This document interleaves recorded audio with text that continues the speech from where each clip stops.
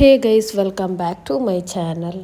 ಹೇಗಿದ್ದೀರಾ ಎಲ್ಲರೂ? ಹೋಪ್ ಎಲ್ಲರೂ ಚೆನ್ನಾಗಿದ್ದೀರಿ ಅಂತ. ನಾನು ಕೂಡ ಇಲ್ಲಿ ತುಂಬಾ ಚೆನ್ನಾಗಿದ್ದೇನೆ. ಹಾಗೆಯೇ ಇವತ್ತೊಂದು ಮಟನ್ ಕುಫ್ತೆ ಹೇಗೆ ಮಾಡೋದಂತ ನೋಡೋಣ ಬನ್ನಿ. ಸೊ ಅದಕ್ಕಾಗಿ ನಾನಿಲ್ಲಿ ಅರ್ಧ KGಯಷ್ಟು ಮಟನ್ ಕೀಮಾ ಮಾಡಿ ಅದನ್ನು ತೆಗೆದು ಒಂದು ಬೌಲಲ್ಲಿ ಸೈಡಲ್ಲಿ ಇಟ್ಟಿದ್ದೇನೆ. ಹಾಗೆಯೇ ಅದಕ್ಕೆ ಪುಟಾಣಿ ಕಡಲೆ ಬರ್ತದಲ್ಲ, ಅದು ಒಂದು 2 ಕಪ್ಪಷ್ಟು ನಾನು ತಗೊಂಡಿದ್ದೀನಿ. ಮತ್ತು ಅದಕ್ಕೆ ಒಂದು 5ರಿಂದ 6 ಕ್ಯಾಶ್ಯೂ ಉಂಟಲ್ವ, ಅದನ್ನು ಕೂಡ ತೆಗೆದು ಒಂದು ಮಿಕ್ಸಿ ಜಾರಿಗೆ ಹಾಕಿ ಅದನ್ನು ಪೌಡ್ರ್ ಮಾಡಿ ಒಂದು ಸೈಡಿಗೆ ಇಟ್ಟಿದ್ದೇನೆ. ಮತ್ತು ಅದೇ ಮಿಕ್ಸಿ ಜಾರಿಗೆ ಒಂದು ಈರುಳ್ಳಿಯ ಅರ್ಧ ಭಾಗವಷ್ಟು ಸಣ್ಣದಾಗಿ ಹೆಚ್ಚಿ ಅದನ್ನು ಕೂಡ ಹಾಕಿ, ಮತ್ತು ಒಂದು 1/4 ಕಪ್ಪಷ್ಟು ಕೊತ್ತಂಬರಿ ಸೊಪ್ಪು, ಪುದೀನ ಸೊಪ್ಪು, ಒಂದು 2-3 ಕರಿ ಲೀವ್ಸನ್ನು ಕೂಡ ಹಚ್ಚಿ ಅದನ್ನು ಕೂಡ ಮಿಕ್ಸಿ ಜಾರಿಗೆ ಹಾಕಿ, ಮತ್ತು ಬೇಕಾದ ಮಸಾಲ ಪೌಡರನ್ನು ಕೂಡ ಮಿಕ್ಸಿ ಜಾರಿಗೆ ಆ್ಯಡ್ ಮಾಡಬೇಕು, ಅದೇ ಮಿಕ್ಸಿ ಜಾರಿಗೆ.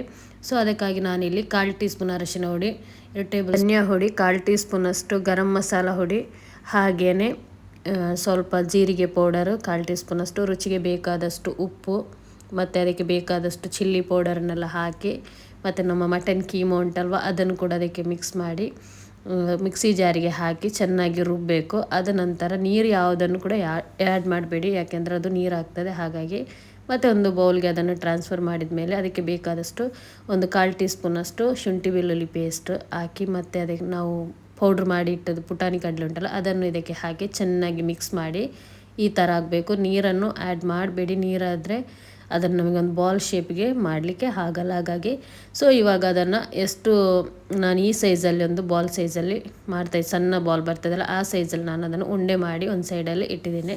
ಮತ್ತು ಅದನ್ನು ಬೇಯಿಸಬೇಕಲ್ಲ, ಅದಕ್ಕಾಗಿ ನಾನಿಲ್ಲಿ 1 ಟೇಬಲ್ ಸ್ಪೂನಷ್ಟು ಗೀ ಹಾಕಿದ್ದೇನೆ. ಇಷ್ಟೇ ಸಾಕು, ಜಾಸ್ತಿ ಹಾಕೋಕ್ಕೆ ಹೋಗಬೇಡಿ.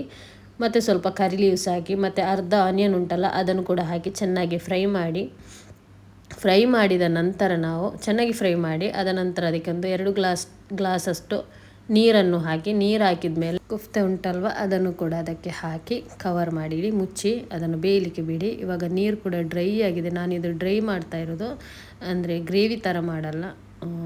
ಬೇಳೆ ಸಾರಲ್ಲಿದ್ದರೆ ಇದನ್ನು ಫ್ರೈ ಮಾಡಿ ತಿನ್ನಲಿಕ್ಕೆ ತುಂಬಾ ಚೆನ್ನಾಗಿದೆ. ಅದಕ್ಕೆ ಆಯಿಲಲ್ಲಿ ಫ್ರೈ ಮಾಡಬೇಕಂತಿಲ್ಲ, ಇದೇ ಥರ ನೀರಲ್ಲಿ ಮಾಡಿದರೆ ಇತ್ತು.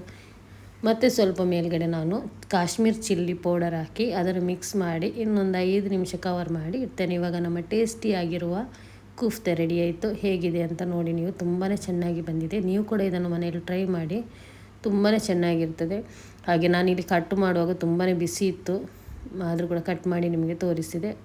ಇದನ್ನು ನೀವು ಕೂಡ ಮನೆಯಲ್ಲಿ ಟ್ರೈ ಮಾಡಿ, ಮಕ್ಕಳಿಗೆಲ್ಲ ಕೊಡಿ, ಮಕ್ಕಳಿಗೆಲ್ಲ ತುಂಬಾ ಇಷ್ಟ ಆಗ್ತದೆ. ಹಾಗೆಯೇ ನನ್ನ ವಿಡಿಯೋ ನಿಮಗೆ ಇಷ್ಟ ಆದಲ್ಲಿ ಪ್ಲೀಸ್ ಸಬ್ಸ್ಕ್ರೈಬ್ ಮಾಡಿ, ಫ್ಯಾಮಿಲಿ ಫ್ರೆಂಡ್ಸ್ಗೆ ಶೇರ್ ಮಾಡಿ.